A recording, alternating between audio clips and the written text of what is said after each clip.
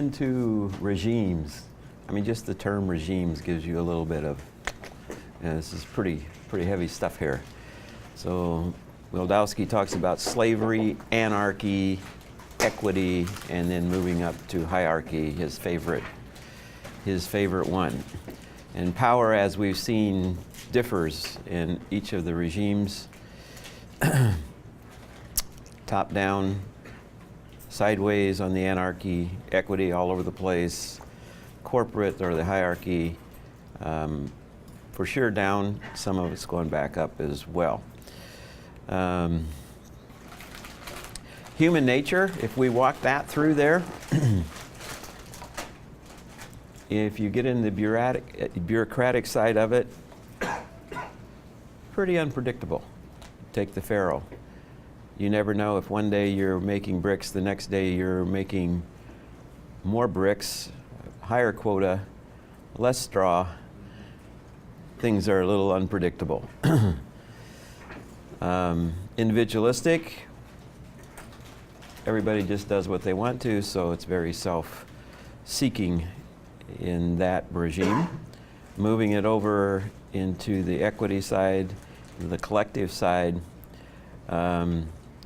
things look pretty good, not too bad, optimistic. Everybody's got a chance to make something happen, so things look pretty good there. Moving it up into hierarchy then, human nature, it's redeemable, you can use it, you can actually get something out of it and actually make everybody happy. The institution happy, those involved in the institution as well. Blame, who gets blamed? Well, if you're in the bureaucratic side, then just blame fate. What can you do?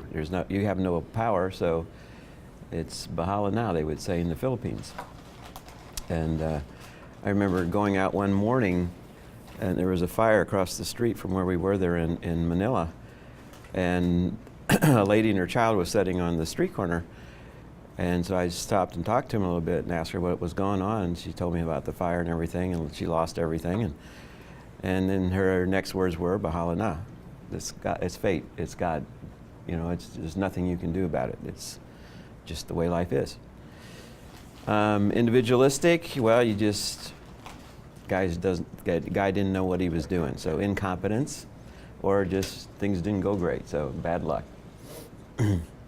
On the collectivist side then, just blame the systems.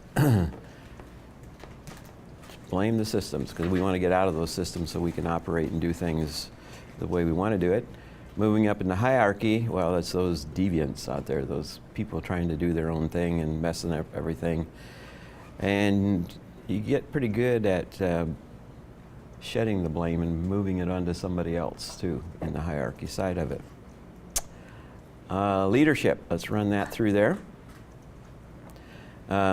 Because it's very centralized for the Pharaoh, for example. They can delegate power, but boy, the power is going to come from them. It's the top down. They can have advisors and they take their advice and so forth, but they will make the decisions and what's going to happen. Down in the individualistic side, then it's basically, what do you have? What kind of skills, what kind of gifting do you have and you can use and get what you need? And then moving it over into the collective side, here you can move into negotiation because everybody's kind of working together. The leader is kind of the first among equals at this point in the collectivist side here. So that means that every member also has power in that thing and can make decisions and can influence the outcome. And if they don't like the leader, of course, they just get rid of them and get a new one. So pretty easy.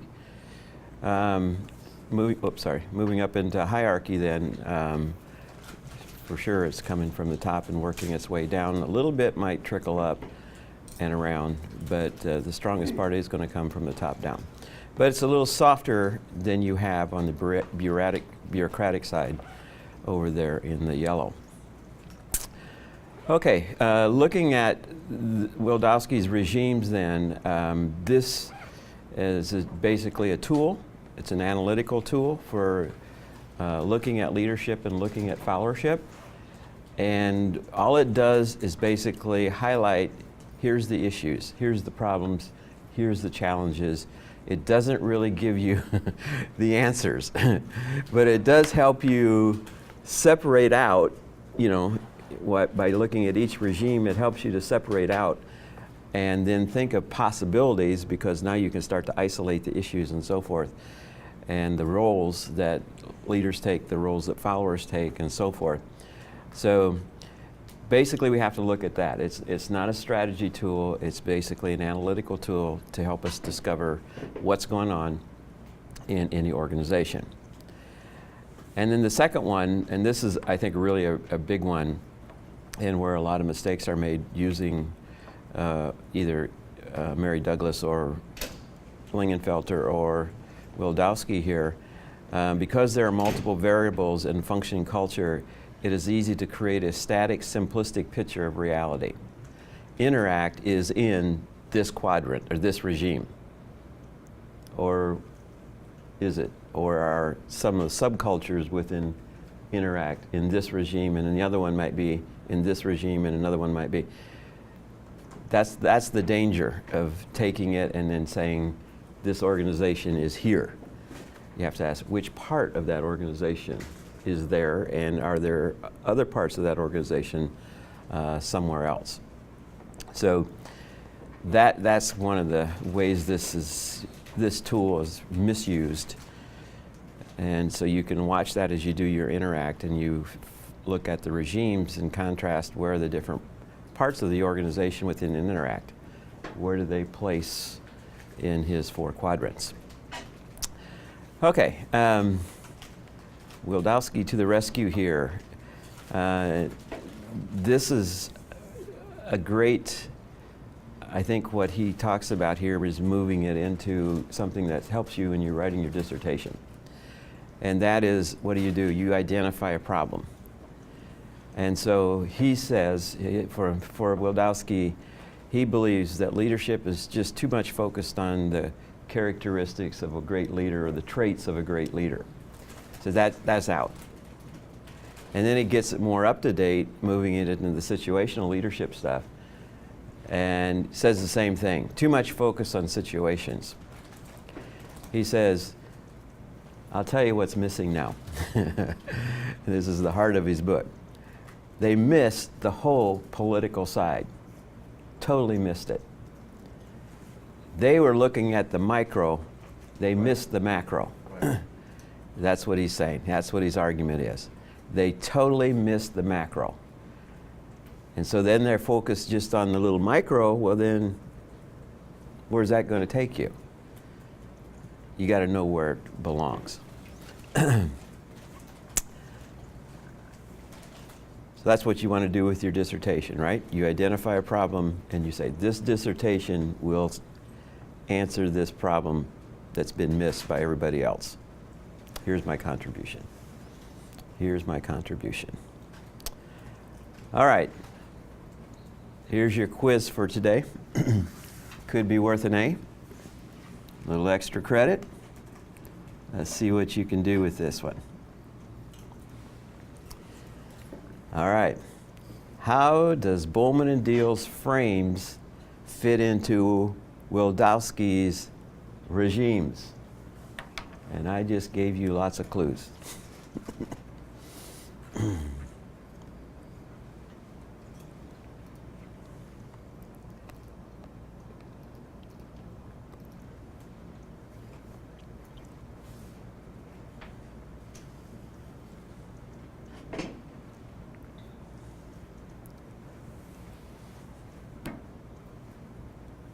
Got to do better than that. Would human resources be under equity? Which one? Human resources, Yeah. did you say? Is that equity? Under equity? Does that correspond to equity? The collectivist? People focus? Personal relations? Equality? Okay. Sure could. But it doesn't? So all the frames fit into the regime, each regime. Oh. What did you say? I didn't hear that. can all the frames fit into the regimes? I don't know, that's something I was looking at. Which regime? Into each one. Each regime. There you go. That's what you're going to say? Yes. That's what you were going to say, and you're. You put the micro inside the macro, right? There you go. Yeah. There we go. See, that was the hint, right? The micro and the macro, because the frames, the Boleman and Deal frames are the micro, right? And they will fit. You get your A for today. Way to go, South. Let me just throw it here. And this is not necessarily the way it should be drawn, but at least it tells you that. That's why you were partially right, John. You were one fourth correct. 3/4 wrong. 3/4 wrong, yeah. So, yeah, each one of those will fit in each one of those quadrants, because those are the micro, and they will will fit into one of the regimes, which is the macro. That's pretty good. That was a pretty fast answer on coming to that one. Yeah. So now when you start thinking of interact, you have to start looking at, let's look at the macro, and what do we have there in slavery, and how does structure, HR, power, and symbol fit in to that? And then you do that all the way around the chart, right? You work your way around the chart, see how you're doing, where they are. And then which parts of interact? Once again, they don't interact doesn't necessarily belong in the yellow or the green or the red or the purple. Is that purple? Whatever color that is. Okay, super. Wildavsky will go on to say, only the Bible. I think about this about your Bible training, okay? And see how this compares to your Bible training that you've had. Only the Bible, however, is fundamentally concerned with the macro politics of regimes, the grand politics that guide and shape the behavior of leaders and followers. By showing different types of leaders, I hope to restore a semblance of order in the house of leadership studies. Wow.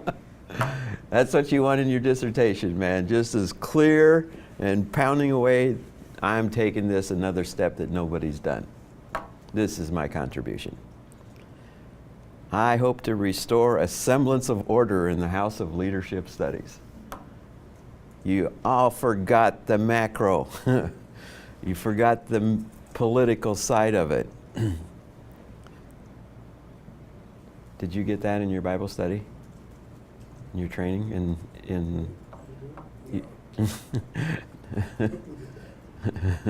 Is he really talking about? I don't exactly pick it up, but is he talking more about? Is it a statement of indictment against evangelicals? Because I think it is, but I'm not sure if that's what he's really talking about. No, I don't think he's targeting them, but they would be included in that. Yeah. Yeah, Uh-huh. I think there's a lot of what do you call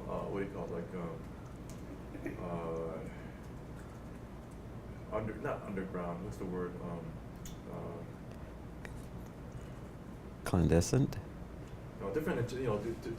Non-evangelical interpretations. Oh, of scripture yeah. that do focus on the politics Mm-hmm. of that. And it's always being blamed by grammatical people of not having really good exegesis and things like that, but they do miss. The evangelicals, the individualistic evangelicals, they do miss the macro politics all the time. Yeah. And I think that's our issue. That's one of our weak spots, definitely. I don't think he is targeting them. I think he is looking at leadership, and just hitting them from the grander perspective, the larger perspective, the macro perspective. So what he means by order is actually saying that these are facets or macro facets of leadership that have been missed. Exactly. So he would, if you were looking at theory, leadership theory like we did, right, he'd want to be included now in there after situational to bring the political side in there and give it the emphasis it needs. He says only the Bible. Was he comparing that to like the Quran, the Bhagavad Gita or the Communist Manifesto or what? Yeah, you know, what the yeah, I'm not sure. is? I'm not sure what he's got. I don't know what he's comparing that to. It's interesting to Yeah. me because, I think about it apologetically or philosophically. This is a sort of apologetic that he's making for the Christian worldview. Yeah. Because only the Bible actually addresses This- this this. particular aspect of reality. Mhm. It maps it well. As a matter of fact, it's the only worldview that has the resources to map it. So I'm curious as Yeah. to what he's Yeah. comparing it to. And he has a high view of the Bible, so, or at least the Old Testament. But he uses the word Bible, so it's interesting too. He didn't just say the Torah, so. Didn't he say, if I read it correctly, just reading kind of quickly, he's saying he's not even saying that Moses necessarily wrote the Torah either. Is that what he said? Oh, Or maybe I don't know. He's Yes. not questioning the authorship. No, necessarily. no, But what no. He's saying, but he's offering out there. He said, "Oh yeah, it doesn't matter who wrote the Torah to have a high view of Scripture." Uh-huh. You know what I'm saying? Yeah. I would think, I mean, I don't know, but I would think he'd be very have a high view of Moses being a Jew and the role that Moses has played in the, Right. all of that. I don't know, but so there you go. That's how you do it. Find a weakness out there, find a solution. That's your contribution for your dissertation. And then you put a line like, I hope to restore the semblance of order. And then just be able to defend it down the line. Awesome. Yeah. Okay. So for Wildavsky, then leadership is contingent upon the regime. You got to know which regime you're in. And success breeds the temptation to repeat the same actions in less appropriate context.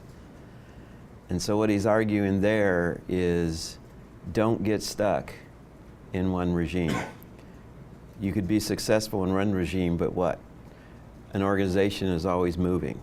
It's never static. So you can't keep using that same approach once it moves out of that regime. Success will breed the temptation to use the same thing, the same solution over and over again. So the whole thing of one size fits all, he will challenge that very strongly. Another point that he brings out, which I think is very, very powerful, we talked a little bit about that last night, was that religion has the ability to enhance one's power. And I'm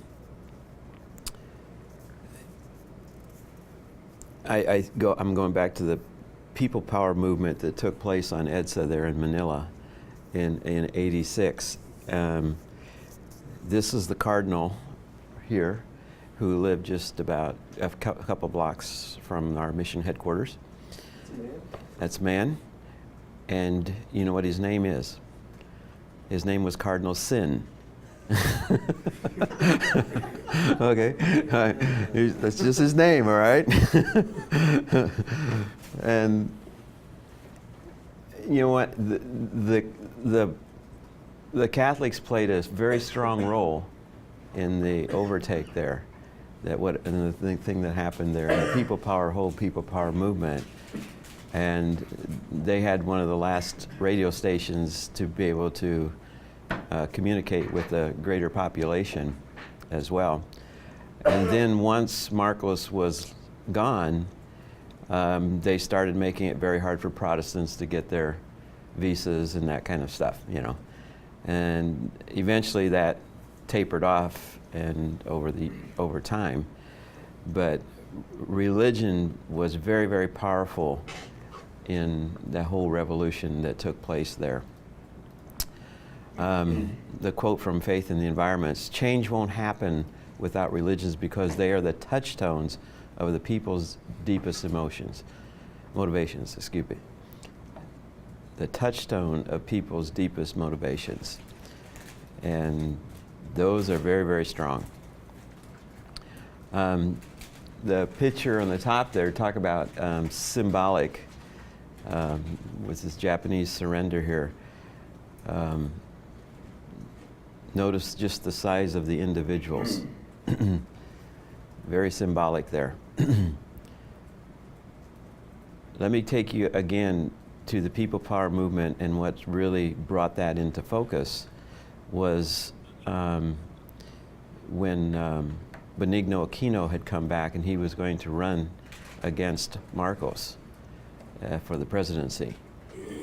And it was a Sunday afternoon, I remember, and I heard on the radio that he had landed at MAI there, Manila International Airport, and that as he was exiting the plane, coming down, somebody had to be in the plane, came behind him and shot him in the back of the head, and he killed him.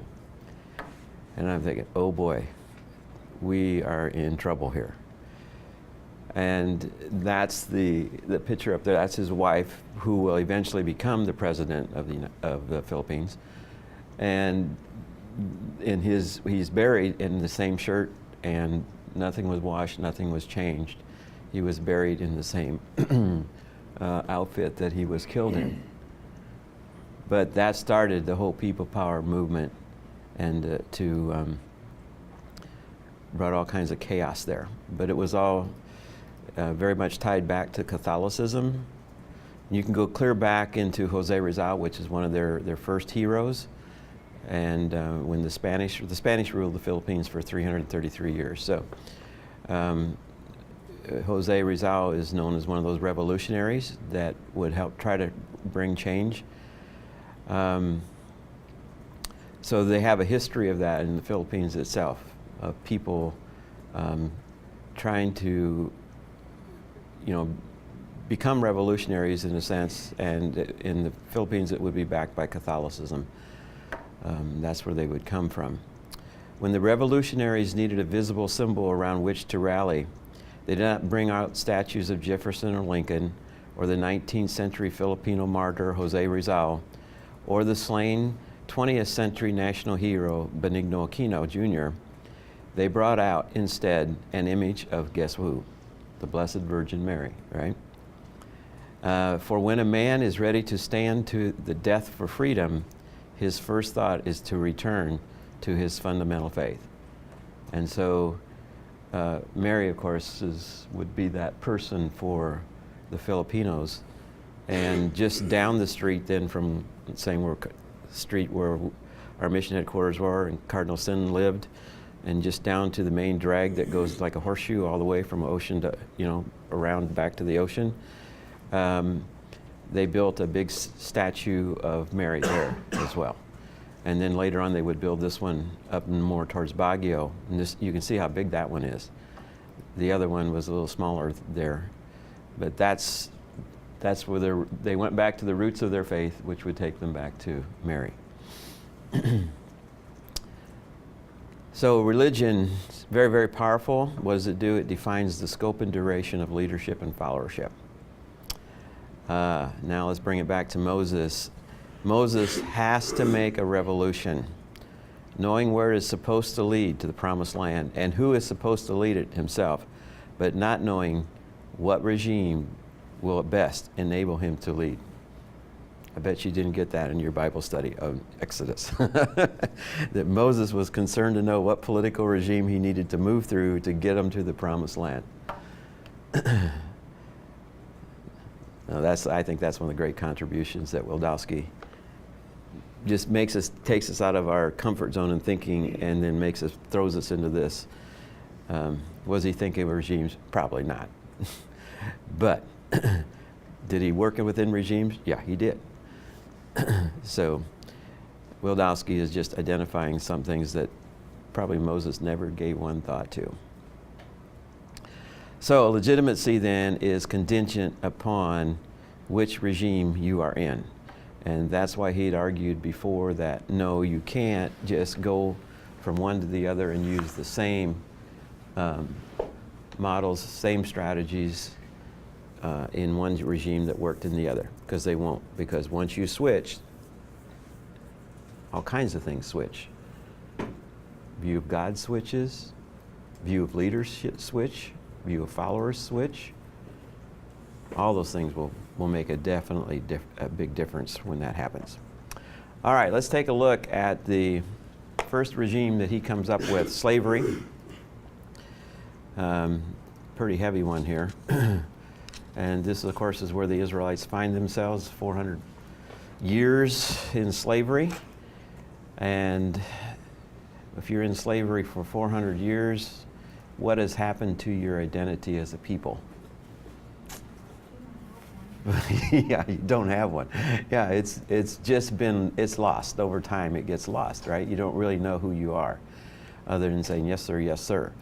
Whatever you want, Pharaoh, we will do. Identity as a people, they knew who they were when they came there.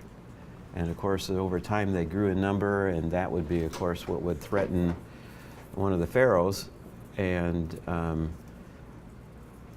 he would take action to try to stifle that, so to make sure that, what if they united with some other king, he could be overthrown, right? So it's kind of a fear when you see the numbers that they had. So he would take moves to make sure that he didn't lose his pharaohship. So we'll just walk down it, and these are all from Wildavsky, so I don't want to go into them real deep here, but just to note it so we get a feel for the slavery or the bureaucratic regime. He calls the religion narcissism, and I guess when you think of the Pharaoh, a lot of narcissism there. I mean, you're God. You decide everything. I mean, who's going to question you, you know? If they do, they won't be around very long, so I'll take care of that problem. Who gets revelation from the spirit world? Okay, well, the leaders do. And in Pharaoh's case, he would go sometimes to the soothsayers, right, to find out what did you hear? So, and then he would make decisions based off of the advice given to him. The role of leadership, and here's where we get very despotic type of a role here. And these are people that use power in a very ruthless way. They're not thinking of the good of the people, they're thinking of the good of the pharaohship and his family and so forth. What's the role of the followership? Very simple. Comply or die. That's just your choice. What do you want? If we say make more bricks, you better make more bricks. Scope of power, well, the leader, of course, it's total, it's absolute. It's unlimited. Followers, of course, very, very limited as to what they can do. And how long is that power? Well, for the leader till he dies, basically. That power will be there, or who he's removed. So Gaddafi was there till not too long ago, you know, and he was removed from power. And it was through death that he was removed. Saddam Hussein, same thing. So very despotic leaders here who are thinking basically only for themselves and their family and their friends. Into this, of course, walks Moses, and Wildavsky calls him a very passive leader. And he cites a few verses to prove that. Who am I that I should go to Pharaoh and bring the Israelites out of Egypt? I think I would have been saying a lot of things just like that. Just think, if you were Moses, right, and got appointed to go in there to speak to Pharaoh, what excuses would you have come up with? Who am I that I should go to Pharaoh and bring the Israelites out of Egypt? Whoa, that's kind of a big assignment. What if they do not believe me, or what if they don't listen to me? That's fear of any leader, right? If you're not a despotic leader in that. "O Lord, I've never been eloquent. I am slow of speech and tongue." So now I'm not, if I got to go start talking to the Pharaoh here, I'm not been very good at that. So that's another issue, Lord. So 3 strikes and you're out here in California. So yeah. So the big question behind that is what? Is God really powerful enough to make this happen? And that's the big challenge that this passive leader, according to Wildavsky here, has before him. Can God really pull this thing off? And I being part of that, getting pull off of this thing. This quote, I think, is very, very important, and it helps us to understand a little bit, I think, about Israel's situation and how they saw themselves in relation to their identity as a people. And Wildavsky says here that nothing about Moses can be understood without knowing that he began under a regime in which slavery was inside him as well as outside in the land of Egypt. That's good. Oh, that is powerful. And that helps to start explaining why he would be hesitant to want to do that. Because he has also, just like Israel has an identity issue, who is Israel now? Moses has an identity issue as to who he is and what this God really wants him to do. That is very powerful. It was inside him as well as outside in the land of Egypt. Beyond, watch this one then. Between the burning bush and Mount Sinai, Moses does not undertake a single independent act. I Amos. definitely appreciate the insight in this quote, but that second sentence there isn't the one time. Well, first of all, did he actually undertake a single independent act? That's a good question. Right, and wasn't that one time that he did what led to his severe punishment? Which one were you referring to? When he apparently gives the people the impression that he's able to produce water from the rock. Oh, He strikes the rock and said, Yeah. strikes it. Yeah. Is Okay. that post Sinai? But yeah. Oh, yes. So, yeah. So you have to go right. Oh, okay. The burning bush to Sinai. Yeah. That's true. Very Mhm. close Sinai.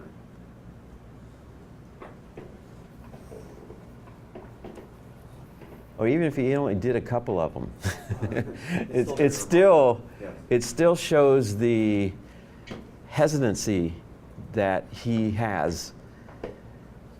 And I think for, not having ever experienced slavery, I don't know what that's like.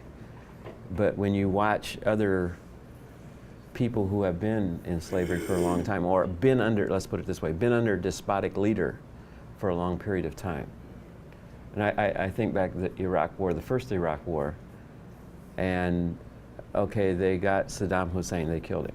And I was thinking to myself, and they were looking, why won't the people now just, come out and do their thing and feel free? And well, the sons are still running around, all right?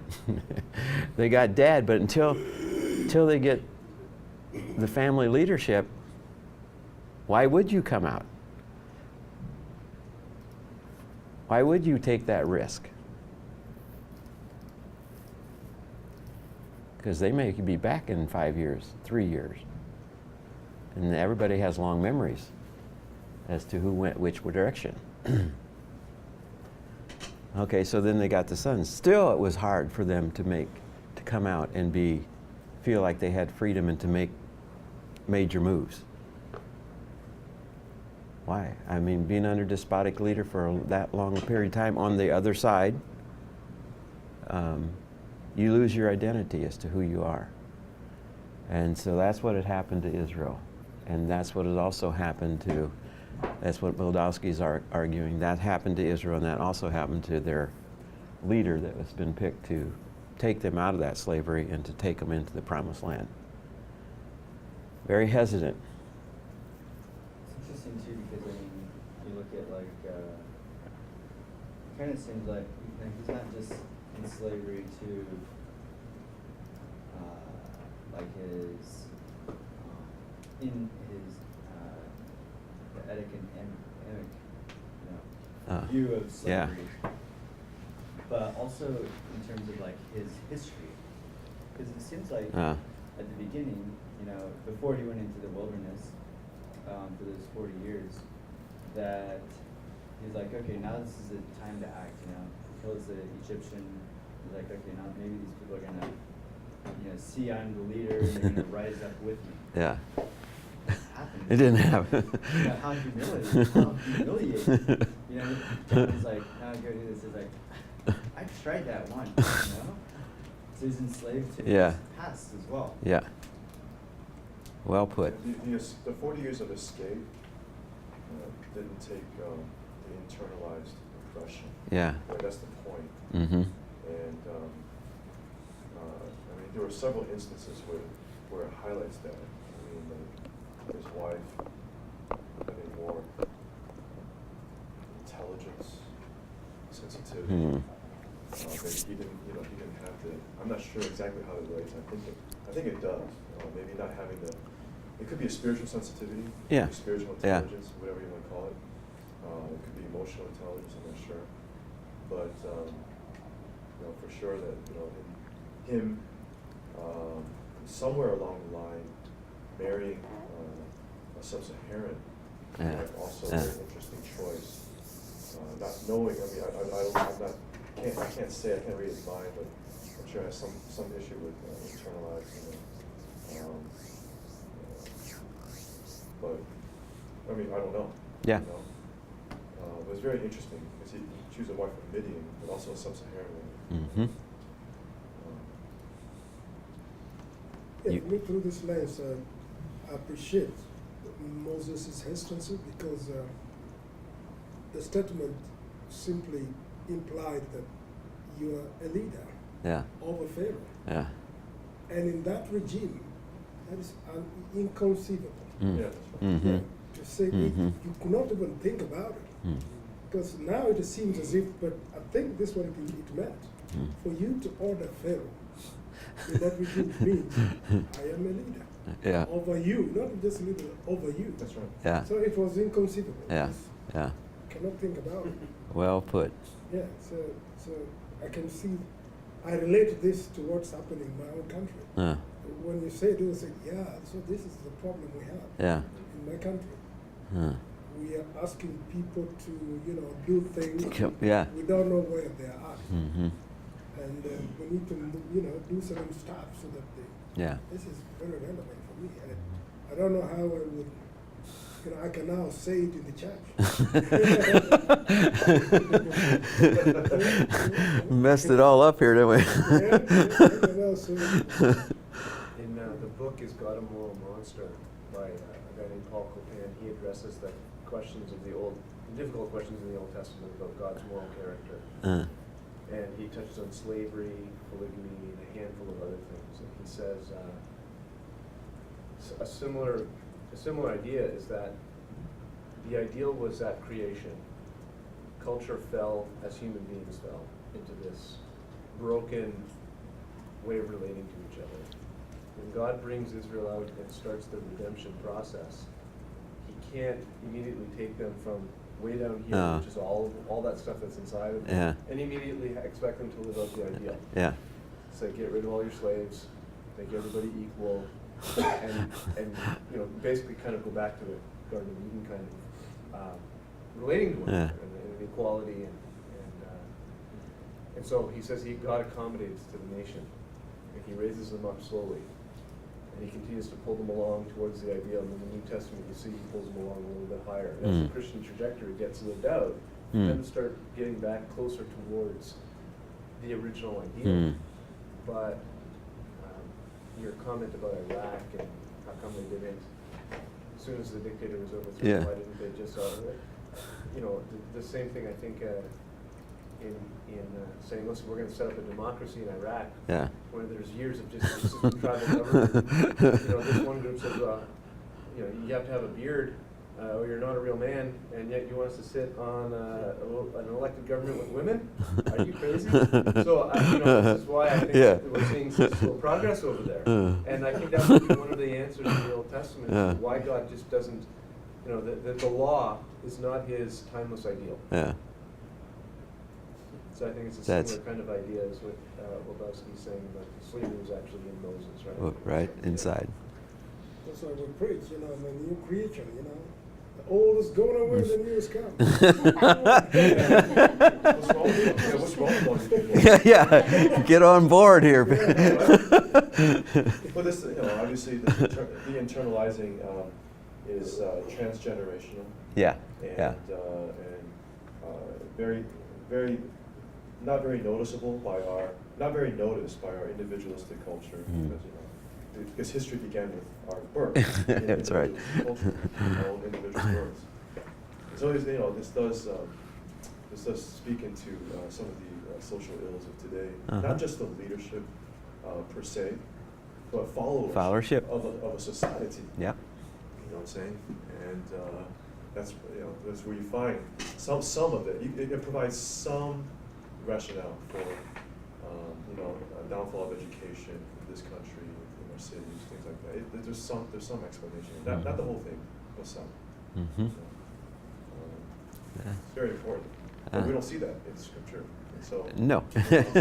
We've been blinded to that. Yeah. Yeah.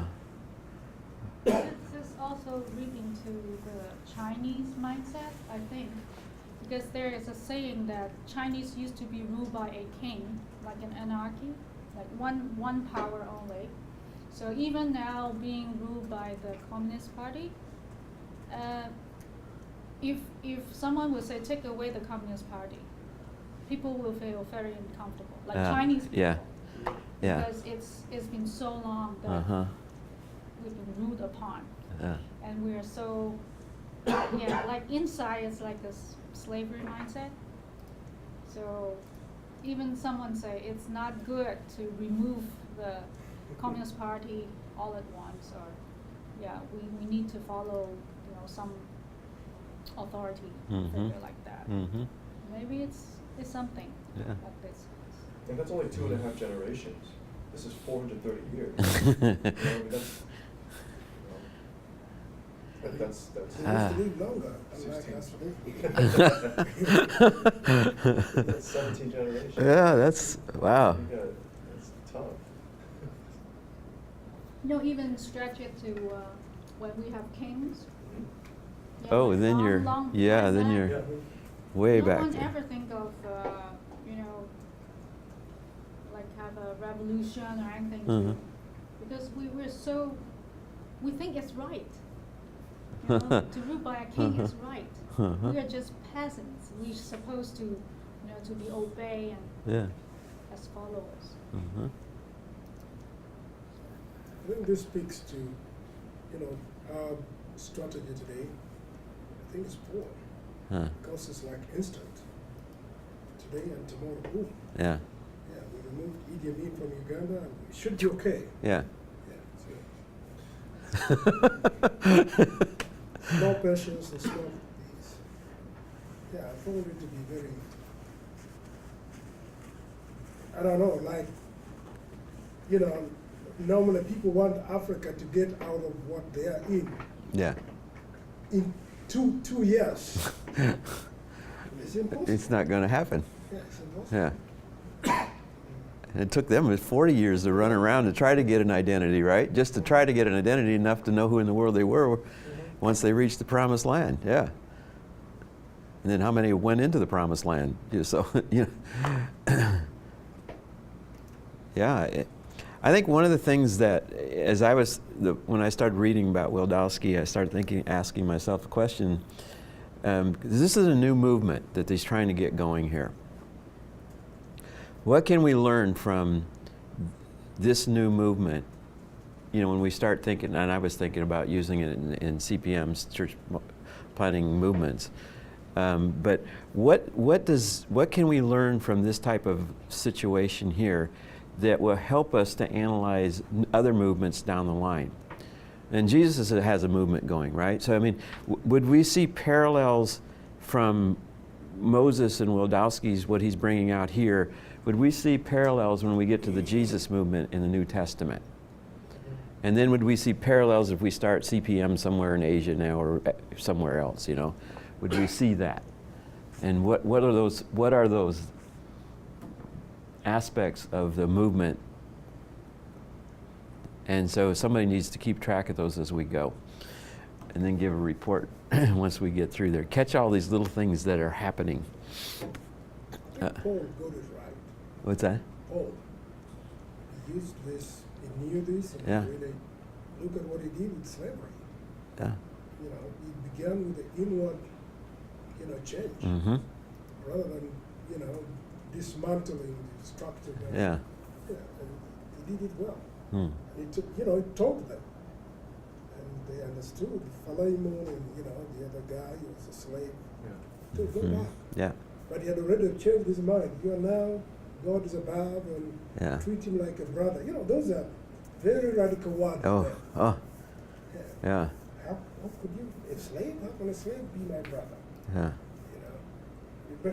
But today, I think our approach is totally, we don't even know what we're doing. Mm-hmm. And I don't know, so this is very, Yeah. We don't know what we're doing, and we want to do it fast. yeah. Put those two together, and you've got a mixture for catastrophe. Yeah, because I happened to meet a group of Christians who just don't understand Paul. To them, Paul encouraged slavery. Oh. Yeah, and they just Uh-huh. want to throw him out of the Bible Oh, yeah. because he did not, condemn. Mm-hmm. That's how we do things today. But Paul was totally different. Mm-hmm. So this gives me a better way of looking at it. Mm-hmm. Yeah. Just like Jesus, the Jews expected him to destroy Rome. He did it. Yeah. He did not even talk against it. And yet what he was saying was essential against Rome. It was going to dismantle Rome. And it did dismantle it over time. Yeah. Yeah. That's really good. Yeah, I think by the time you get to Christ, Israel had come up with their own type of leadership or followership. Things that they thought that could dismantle the system, Yeah. or try to overturn slavery. They had no answers for what Jesus actually did have an answer for, which was, the internalized oppression, which really was actually the Sermon on the Mount, and really all his sermons were really about a lot of internalized oppression. Jesus was also about overthrowing structures as well, but it starts from within in that sense. The individualist would say that it stops there. Yeah, right. But the structuralist would go beyond that. Yeah. The macro person would go beyond Yeah. that, which I think is more healthy. But you have to have a holistic way of thinking about Mhm. it. But you have people like the Pharisees who tried to create their own system, right? That's their way of dealing with internalized oppression, things like that, right? More rules, different things. Yeah. No new system. You have people like the Essenes who The Essenes. retreated, who actually flee from the situation. That's their way of coping with the powers that be.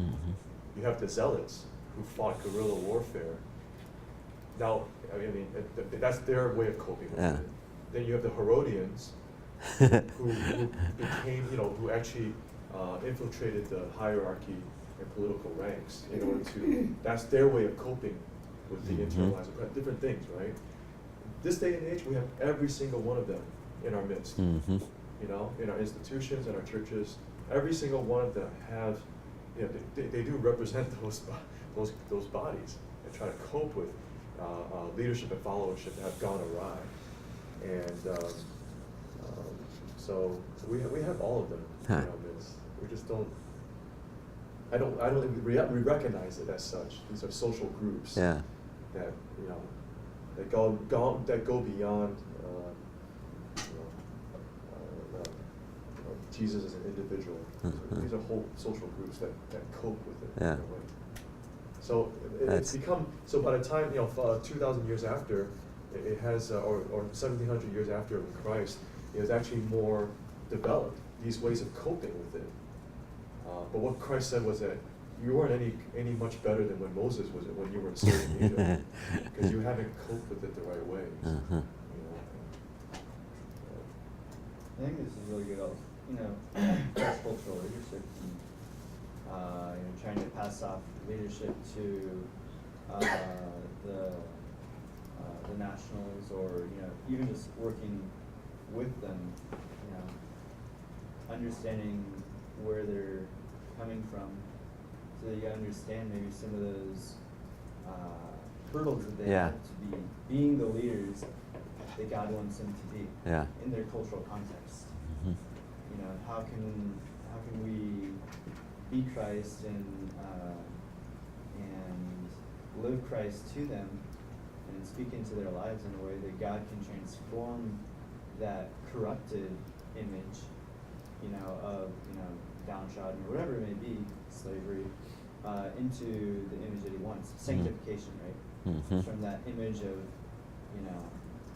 that we had before, and God transforming that, the wandering through the deserts, and finally, getting outside of that oppressed vision of ourselves as slaves to be able to enter the promised land. Mm-hmm.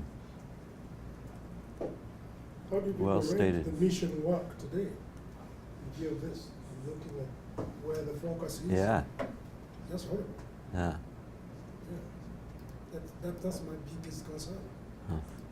I wonder whether we even understood what Jesus was up to. Uh-huh. When I look at what's going on in the mission and the focus, and Where do you see the focus? just breaks my heart. The micro. The micro. Yeah. Well, yeah. Yeah. Mm-hmm. Yeah. Let me read this quote from, I don't have it on PowerPoint here, but it's in your notes there on Steffen. It says, the Jesus movement differed most clearly from all comparable radical theocratic movements by virtue of its ethos. Resistance fighters and Essenes demanded hatred of foreigners. This aggressive feature was lacking in the Jesus movement. Whereas other prophetic movements went back to the Exodus as a model of liberation from foreign rule, Jesus went back to the Exodus as a model of liberation from foreign rule. Jesus connected his vision of the future with the spear from foreign rule. Jesus connected his vision of the future with the spear of Judaism. The temple building would be the type of what was to come. Interesting thought there that he has there, Steffen. Yeah, okay.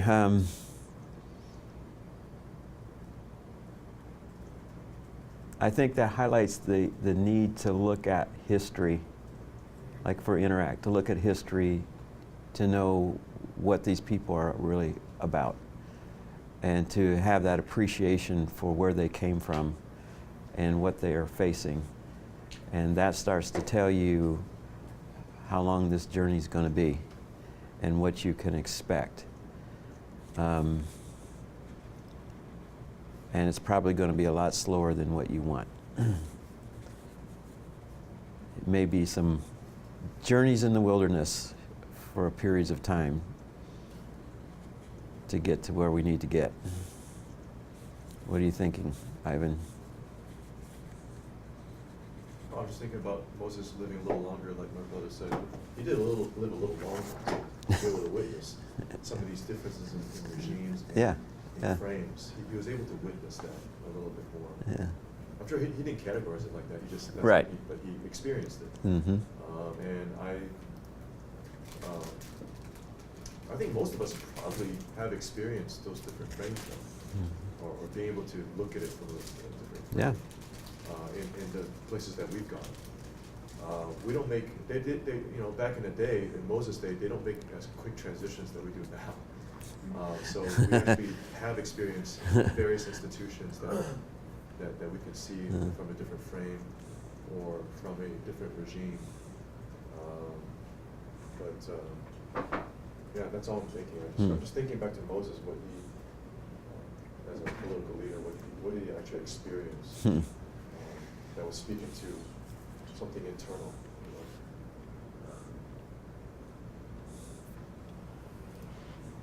Right.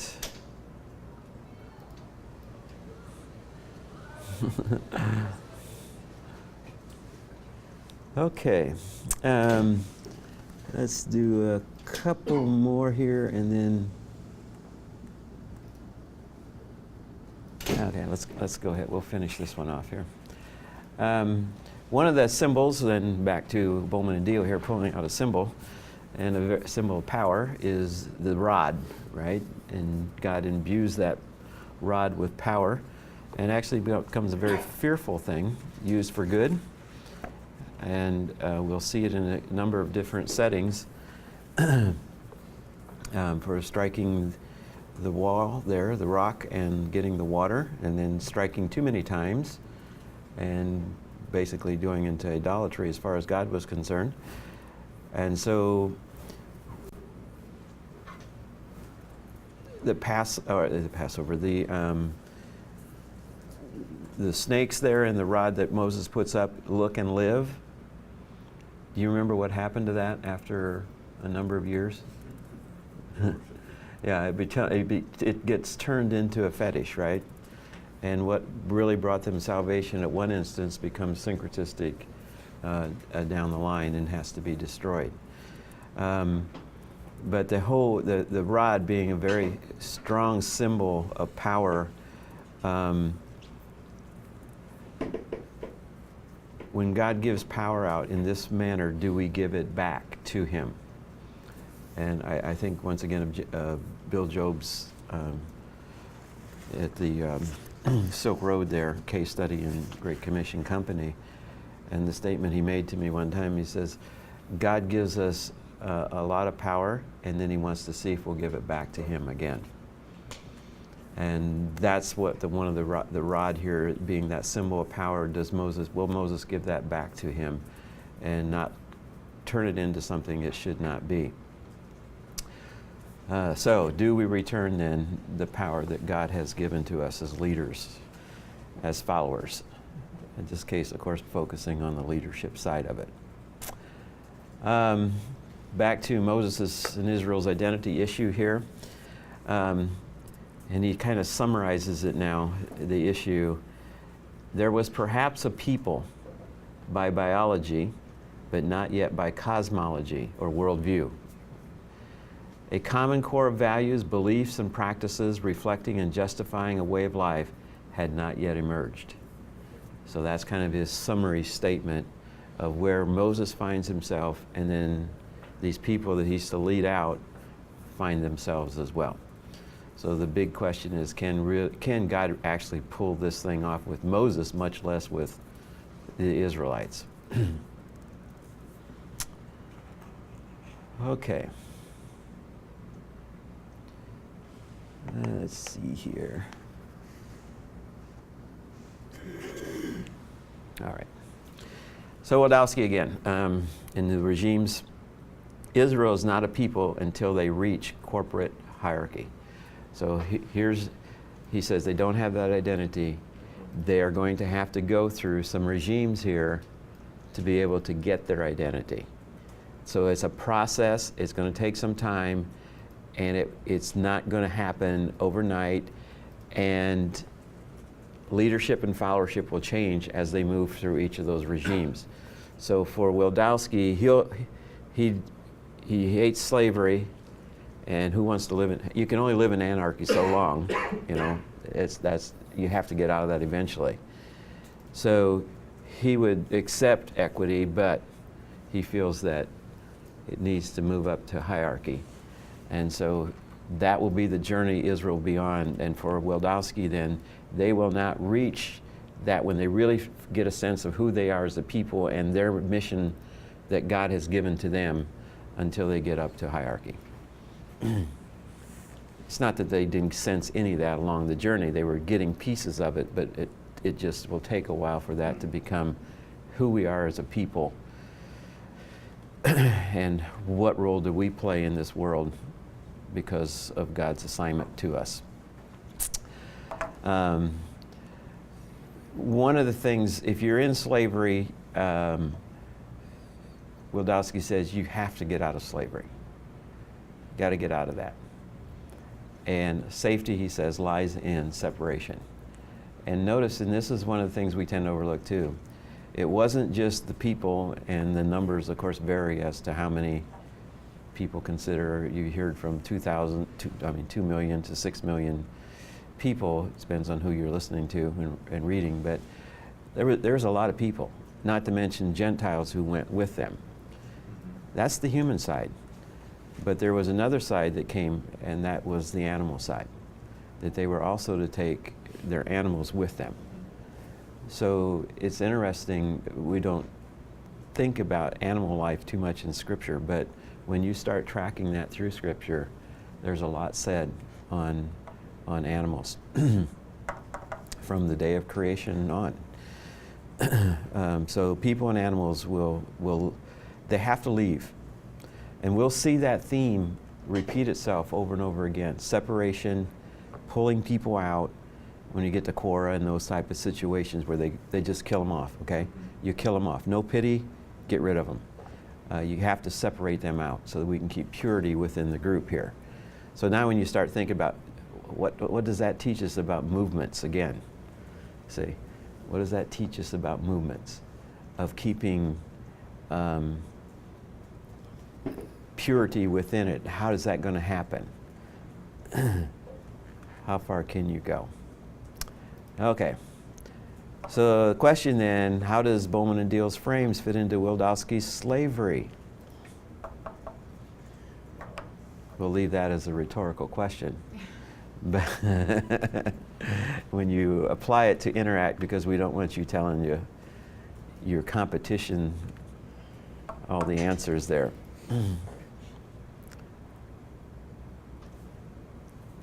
So you have to think that through for Interact.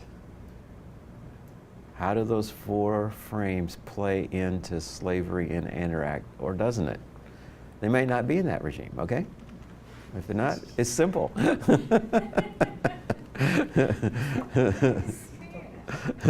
What? It's simple. Yeah.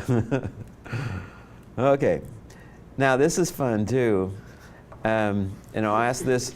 It's fun. And we'll ask this of every regime. How big can the slavery regime become before it becomes ineffective?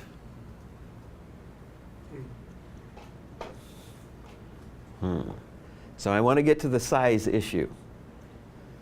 So size is going to play a big role as we move around these regimes here. And it's going to change all the time.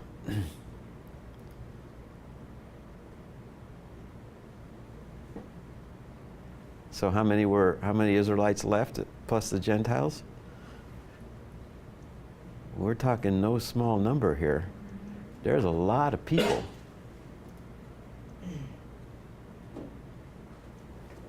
Wasn't that kind of the issue that his father-in-law addressed Jethro when he came and visited? Oh, okay.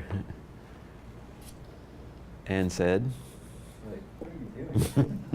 I can't believe you're doing this. You need to figure this out. And he gave him some guidelines.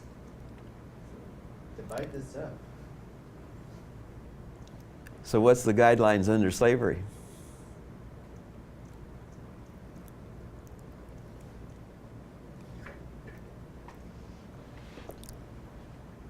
I'll leave that rhetorical too, but you can get very big under slavery because it's very top-down, bureaucratic, right? Can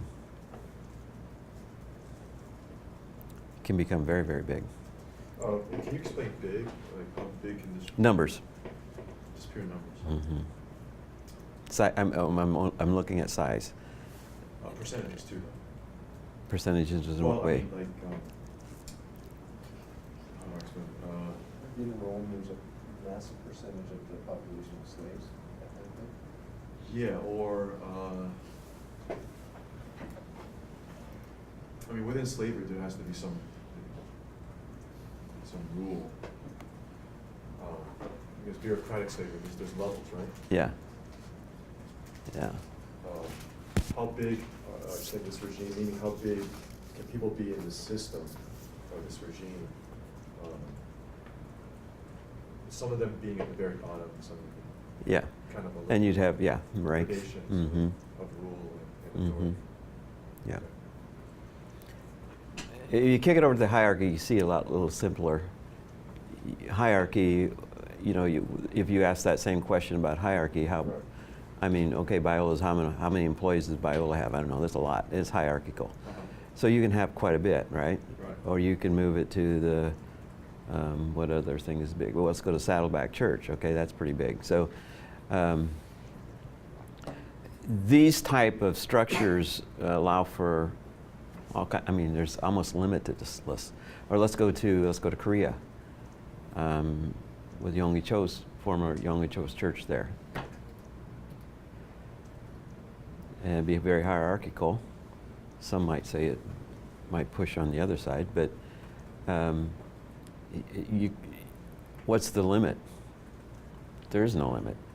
You can just keep building and building. And Koreans have been very good at institutions that have, I mean, where's the most churches with the biggest numbers? It's in Korea. So there's some leadership gifting and skills that are needed to be able to do some of that stuff. Or the Walmarts, you know, the Lowell's, the Home Depots, those type of things. You can just kind of keep going, as long as you're profitable, for the business side anyway. Well, that's the whole thing. But I think it's that they can keep going in that slavery or hierarchy. We're talking about grid, right? So behavioral Right. things. But I'm thinking about they can keep that as long as they stay within themselves. Yeah. I think the Gentiles put a little wrench in it. Yeah, they did mess things up. We eventually found that we do Uh-huh. do that. Uh-huh. And that's where things have to change. Yeah. Dramatically. Mm-hmm.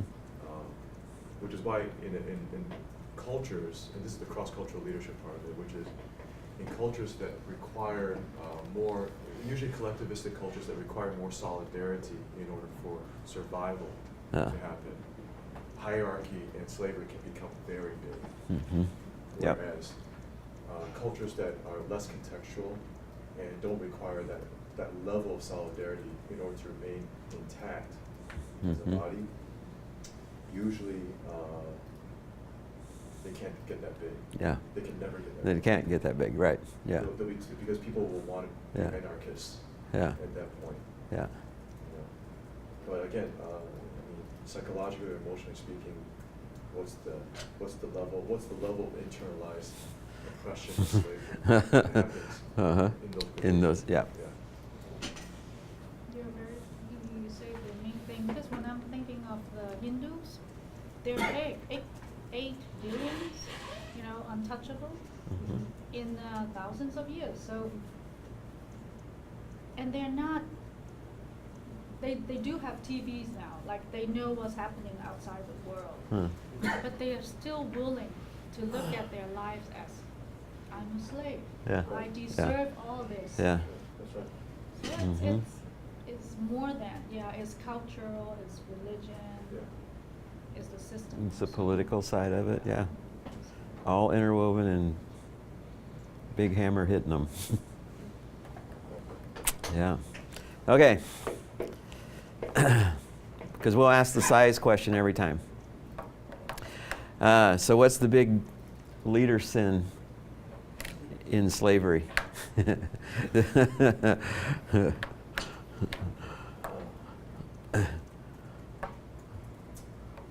What is it? Well, Moses became an anarchist too early, or he tried to be. So Oh, yeah? he had to escape. Uh-huh. That's why he had to, he jumped it. Well, just like all the other frames, the other regimes, the change was too quick, I think. Mm-hmm. You know, obviously he played into his own hands, and he became his own lone anarchist at that moment. But that was his big sin. Yeah. The leader plays God. And isn't that what Wildavsky says? Just says this thing that if he plays his cards a certain way, it's just gonna become like Pharaoh. Yeah, Right. exactly. That's it. Isn't that what they're trying to flee? Yeah, yeah. So what's the follower's sin then? It's to become like the leaders. Yeah. What's Which that? is true in political leadership all around the world. Yeah, what's the name of that movie that does that? That it was animals like that, and then I forget what it was. The animals finally took over, and then they did the same thing that everybody else, that the leaders had done to them.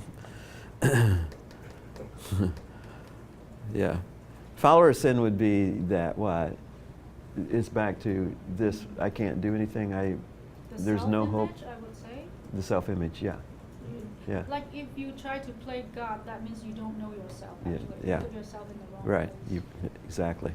So either play God or false humility. Yes. Yeah. Mm-hmm. Or have a lesser view of self or overinflated view of self. Mm-hmm. Biola University offers a variety of biblically centered degree programs, ranging from business to ministry to the arts and sciences. Visit biola.edu to find out how Biola could make a difference in your life.